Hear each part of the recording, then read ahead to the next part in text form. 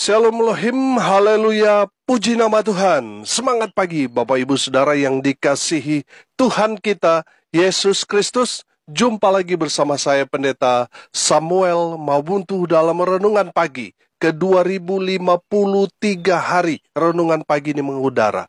Puji Tuhan. Bapak Ibu Saudara yang dikasihi Tuhan, sebelum kita membaca, mendengarkan, dan merenungkan firman Tuhan hari ini, mari kita berdoa. Minta pimpinan Roh Kudus. Kita berdoa. Bapa di surga, berbicaralah kepada kami semua. Pakai firman Tuhan ini untuk menegur kami, menasihati kami, meneguhkan iman percaya kami, dan memberkati kami semua. Di dalam nama Tuhan Yesus yang adalah firman Allah yang hidup, kami berdoa. Amin. Haleluya. Bapak Ibu Saudara yang dikasihi Tuhan, bersama dengan saya kita akan belajar Alkitab. Dari kitab Kejadian sampai kitab Wahyu. Mari buka Alkitab kita. Dalam kitab Mazmur pasal 90 ayat 1 sampai ayat 12. Di bawah perikop Allah tempat perlindungan yang kekal. Doa Musa, abdi Allah. Tuhan, Engkaulah tempat perteduhan kami turun-temurun. Sebelum gunung-gunung dilahirkan, dan bumi dan dunia diperanakan, bahkan dari selama-lamanya sampai selama-lamanya, Engkaulah Allah. Engkau mengembalikan manusia kepada debu, dan berkata, kembalilah hai anak-anak manusia. Sebab di matamu 1000 tahun sama seperti hari kemarin. Apabila berlalu atau seperti suatu giliran jaga di waktu malam. Engkau menghanyutkan manusia, mereka seperti mimpi, seperti rumput yang bertumbuh. Di waktu pagi berkembang dan bertumbuh, di waktu petang lisut dan layu. Sungguh, kami habis lenyap karena murka-Mu, dan karena kehangatan amarah-Mu kami terkejut. Engkau menaruh kesalahan kami di hadapan-Mu, dan dosa kami yang tersembunyi dalam cahaya wajah-Mu. Sungguh, segala hari kami berlalu karena gemas-Mu. Kami menghabiskan tahun-tahun kami seperti keluh. Masa hidup kami 70 tahun. Dan jika kami kuat, 80 tahun. Dan kebanggaannya adalah kesukaran dan penderitaan. Sebab berlalunya buru-buru, dan kami melayang lenyap. Siapakah yang mengenal kekuatan murka-Mu dan takut kepada gemas-Mu? Ajarlah kami menghitung hari-hari kami sedemikian, hingga kami beroleh hati yang bijaksana. Amin. Haleluya. Bapak Ibu Saudara yang dikasihi Tuhan, kebenaran firman Tuhan ini berbicara tentang doa Nabi Musa. Haleluya. Mari kita belajar dari firman Tuhan ini, kita kupas tuntas, dan saya percaya saudara dan saya pasti akan diberkati dengan kebenaran firman Tuhan ini. Amin. Haleluya. Yang pertama saudara, kita melihat di sini di ayat 1 bahwa Musa mengakui adanya peran Allah yang selalu menjaga melindungi umat Tuhan. Amin. Makanya di ayat 1 di sini kita melihat bahwa Musa mengakui bahwa Tuhan Allah Israel adalah tempat Musa dan umat Tuhan berteduh. Amin. Saudara, saya ceritakan ilustrasi yang sederhana ini supaya kita mengerti maksud berteduh itu seperti apa. Saudara, dalam perjalanan menuju satu tujuan, tiba-tiba di tengah jalan, hujan deras turun. Pertanyaan saya sederhana. Saudara, apakah saudara terus berjalan sampai ke tempat tujuan, ataukah saudara akan mencari tempat untuk saudara berteduh, supaya saudara tidak basah kuyup? Karena kalau saudara basah kuyup, rentan dengan sakit. Nah, saudara, apalah artinya saudara sampai ke tujuan, tapi saudara sakit? Makanya saudara, ketika hujan, karena saudara tidak membawa payung, tidak menggunakan jas hujan, akhirnya saudara memilih untuk berteduh. Nah, saya melihat di sini, hujan itu bisa jadi masalah, iya kan, buat kita. Nah, saudara, yang bijak pasti akan mengambil satu keputusan untuk mencari tempat berteduh supaya saudara tidak sakit.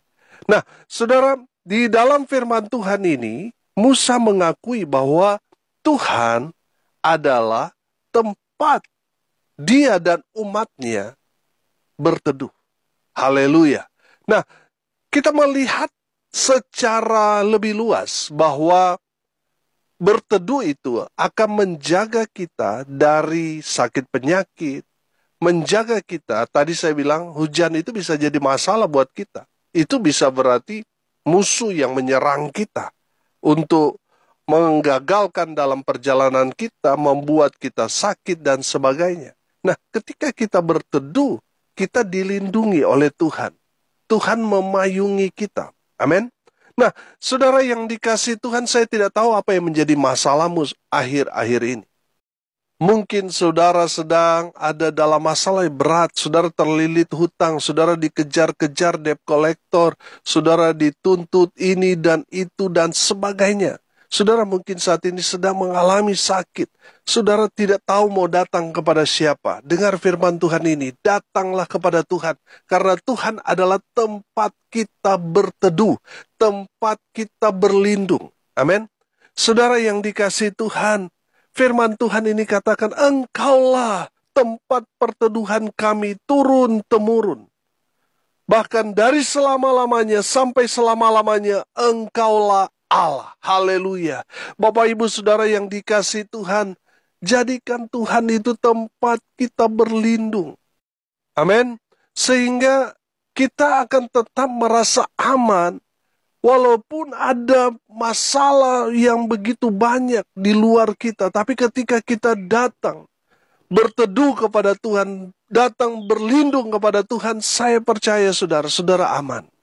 Saudara akan hidup tenang, saudara akan hidup senang, bahkan berkemenangan. Amin. Karena apa saudara? Karena saudara datang berteduh kepada Tuhan. Tuhan yang akan menjamin hidup saudara. Tuhan yang akan menjaga, melindungi, memelihara, dan memberkati semua orang yang datang berteduh kepada Tuhan. Berarti kalau kita melihat di sini, kalau kita datang berteduh kepada Tuhan, berarti kita harus punya inisiatif. Kitalah yang harus datang kepada Tuhan, harus cari Tuhan. Dan saya percaya saudara, Tuhan tidak pernah menolak orang yang datang kepada Tuhan. Bahkan firman Tuhan berkata, kalau kita datang kepada Tuhan, maka ada sukacita besar di surga. Amin. Ketika orang yang berbuat dosa, yang hidup dalam kejahatan, dia sadar, dia bertobat, dia kembali kepada Tuhan, dia datang berlindung kepada Tuhan, ada sukacita yang besar di surga menyambut kedatangan Bapak Ibu Saudara sekalian. Haleluya. Saudara yang dikasihi Tuhan, jadikan Tuhan tempat kita berlindung. Maka kita akan hidup aman, tenang, senang, bahagia, dan berkemenangan. Haleluya. Yang kedua kita menangkap di sini, bahwa Musa mengakui bahwa Tuhan yang disembah oleh bangsa Israel, Allah Abraham, Allah Ishak, Allah Yakub itu adalah Allah yang maha kuasa. Kalau saudara memperhatikan di ayat 2, sebelum gunung-gunung dilahirkan dan bumi dan dunia diperanakan, bahkan dari selama-lamanya sampai selama-lamanya, Engkaulah Allah. Ayat 3 sampai ayat 9 di sana, saudara akan melihat kemahakuasaan Tuhan. Haleluya. Jadi yang disembah oleh Abraham, Ishak, dan Yakub itu adalah Allah yang maha kuasa. Amin. Jadi Allah Israel itu Allah yang maha kuasa. Ya, ada banyak Allah-Allah kecil, saudara, yang disembah, mungkin diangkat jadi dewa, diangkat jadi Tuhan, tetapi Allah yang maha kuasa hanyalah yang disembah oleh Allah Abraham, Ishak, dan Yakub, Allah orang Israel. Itulah Allah yang benar. Amin. Dialah yang harus kita sembah. Tapi selain dari Allah Israel, itu Allah KW, saudara. Allah palsu. Yang asli adalah Allah yang disembah bangsa Israel. Itulah Allah yang asli, saudara. Saudara yang dikasihi Tuhan, Allah yang Maha Kuasa itu 2000 tahun yang lalu telah datang ke dunia ini dalam rupa seperti seorang hamba, sama seperti kita manusia.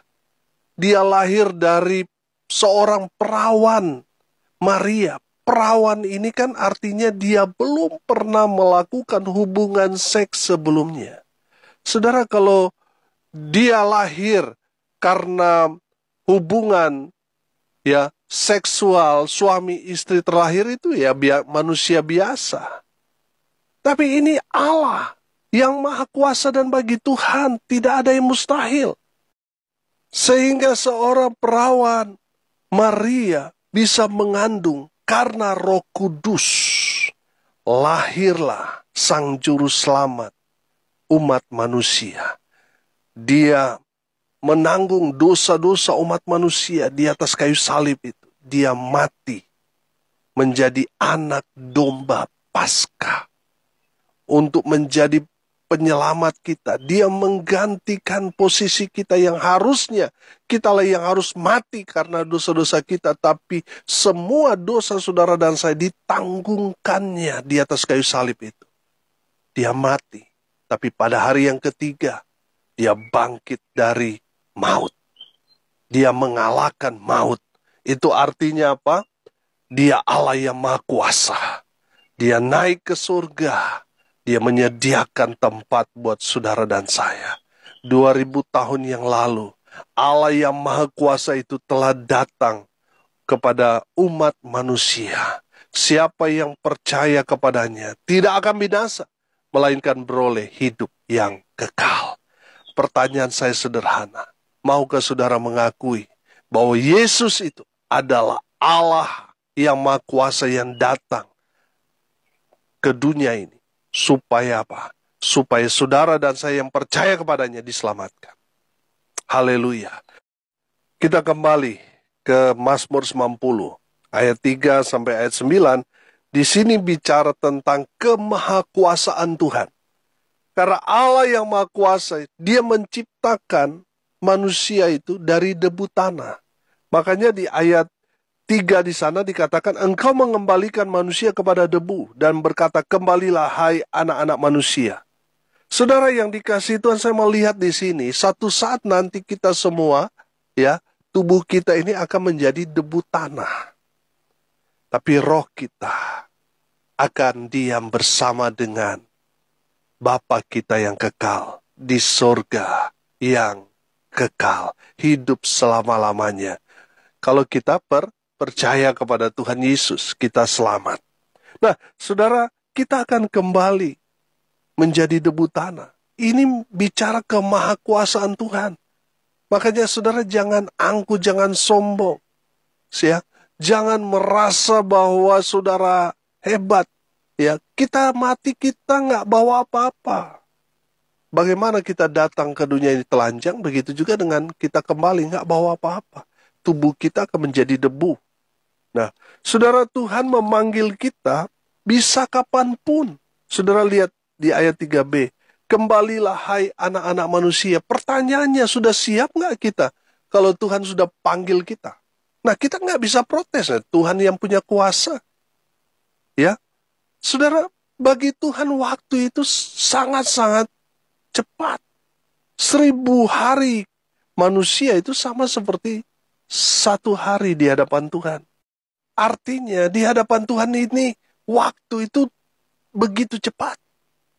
Saudara yang dikasihi Tuhan, sebentar lagi Tuhan sudah mau datang.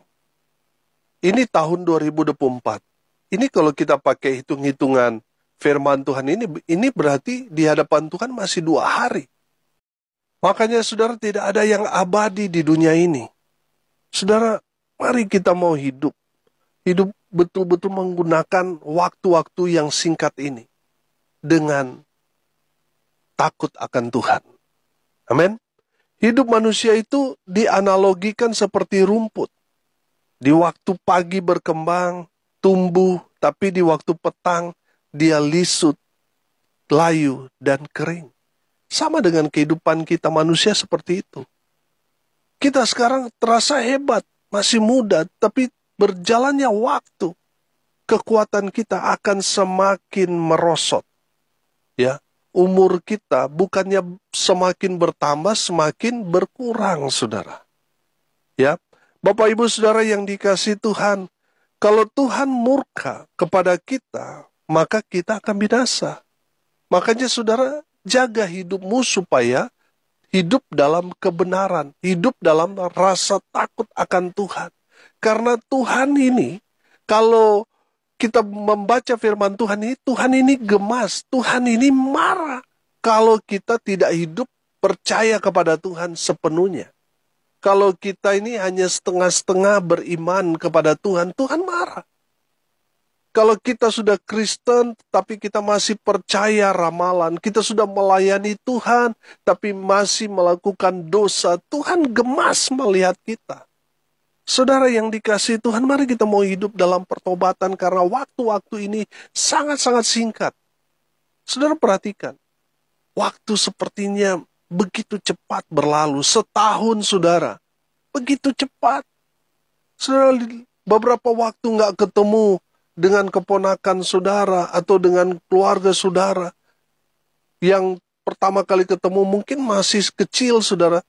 1-2 tahun saudara nggak ketemu, kelihatannya begitu cepat bertumbuh dan sebagainya saudara. Artinya apa? Waktu begitu cepat akhir-akhir ini. Makanya saudara jangan buang-buang waktu lagi. Mari kita mau hidup takut akan Tuhan. Amin. Saudara yang dikasihi Tuhan, yang ketiga kita belajar dari firman Tuhan ini, kita harus hidup bijaksana. Amin. Umur kita ini kan terbatas. Firman Tuhan yang bilang, hidup kami 70 tahun dan jika kami kuat 80 tahun dan kebanggaannya adalah kesukaran dan penderitaan. Sebab berlalunya buru-buru dan kami melayang lenyap. Saudara, umur kita terbatas. Saudara, Tuhan bisa memanggil kita kapanpun. Karena dia Allah yang maha kuasa. Dia berkuasa atas hidup kita. Saya pernah membaca buku dari dosen saya.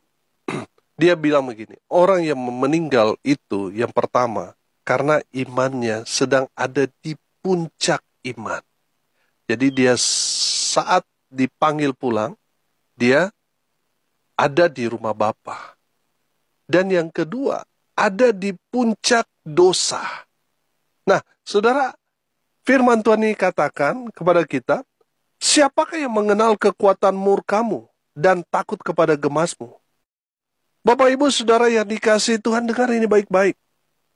Tuhan itu kalau sudah memanggil kita, ini saudara siap atau tidak siap, saudara akan berangkat, saudara. Kalau kita hidup dalam dosa, Tuhan akan murka dan Tuhan akan panggil kita. Betul, kita akan hidup dalam kekekalan, tapi di neraka tempatnya. Kalau kita hidup dalam kebenaran, hidup dengan takut akan Tuhan, pasti kita akan hidup kekal bahagia selamanya di surga, tanpa ada batas waktu. Kalau di dunia kita hidup 70-80 tahun, tapi di surga kekal selama-lamanya. Amin. Bapak Ibu Saudara, kalau kita melihat bahwa waktu kita sudah tidak lama lagi, mari kita bijaksana dalam menggunakan waktu-waktu kita yang sisa ini. Mari kita gunakan waktu-waktu kita masih hidup ini dengan menjadi berkat bagi orang-orang yang ada di sekitar kita. Mari kita menjadi teladan bagi mereka. Sehingga ketika kita dipanggil pulang, oh haleluya, mereka mengenang kita. Mereka terinspirasi dengan iman kita. Sehingga hidup kita berdampak selama kita ada di dunia ini. Amin. Saudara, seandainya hari ini Tuhan panggil saudara pulang. Pertanyaan saya, sudahkah saudara siap? Pertanyaan kedua, sudahkah saudara selama hidup jadi berkat? Haleluya. Saudara, kita tidak tahu kapan Tuhan akan panggil kita, tapi kita harus siap sedia. Siapkan hati, siapkan iman kita. Di saat Tuhan panggil, kita tetap setia. Pegang iman kita di dalam Kristus Yesus Tuhan. Dan kita gunakan hari-hari yang singkat ini untuk jadi berkat bagi sesama kita, bagi orang-orang yang ada di sekitar kita. Amin. Firman Tuhan ini mau mengajarkan kepada kita untuk mempersiapkan kematian kita. Supaya apa? Hidup kita betul-betul berdampak bagi sesama kita. Kalau kita sudah tahu kapan kita mati, saya percaya saudara, kita semua pasti akan stop berbuat dosa dan melakukan hal-hal yang berkenan bagi Tuhan. Pasti kita akan rajin beribadah, pasti kita akan selalu hidup dalam kasih Tuhan. Amin. Karena kita sudah tahu Tuhan sudah mau panggil kita. Misalnya Tuhan sudah memberi kita hari, tanggal, jam berapa, pasti kita semua akan jadi baik.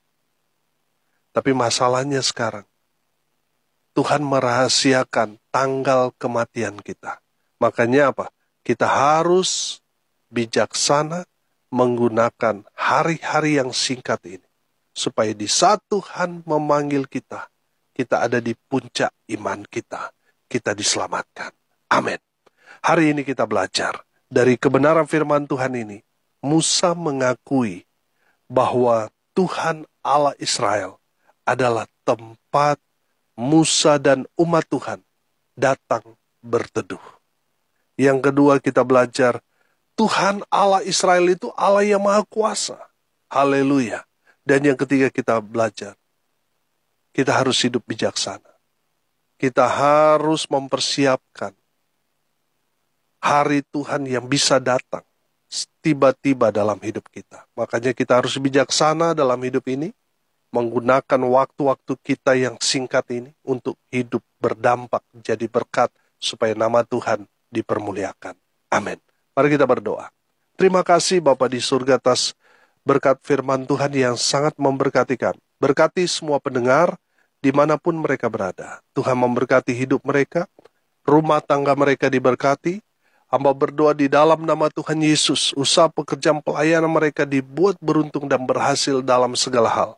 Mereka yang sakit Tuhan sembuhkan, mereka yang lemah Tuhan kuatkan, hibur mereka yang berduka cita, dan hari ini mereka yang berulang tahun, Tuhan Yesus memberkati dengan umur panjang, kesehatan, kekuatan dari Tuhan menyertai hidup mereka selalu. Hamba berdoa, biarlah berkat Tuhan dari surga turun memenuhi semua pendengar. Bapak Ibu Saudara yang dikasihi Tuhan, arahkanlah hatimu kepada Tuhan dan terimalah berkat dari Tuhan Yesus. Tuhan memberkati engkau dan melindungi engkau. Tuhan menyinari engkau dengan wajahnya dan memberi engkau kasih karunia. Tuhan menghadapkan wajahnya kepadamu dan memberi engkau damai sejahtera. Di dalam nama Tuhan Yesus, sumber segala berkat. Bapak Ibu Saudara yang percaya, diberkati Tuhan, katakan amin. Puji Tuhan. Bapak Ibu Saudara yang dikasihi Tuhan, salam kasih dari Bali, saya Pendeta Samuel Mawuntu. Sampai jumpa besok pagi. Tuhan Yesus memberkati kita semua. Haleluya.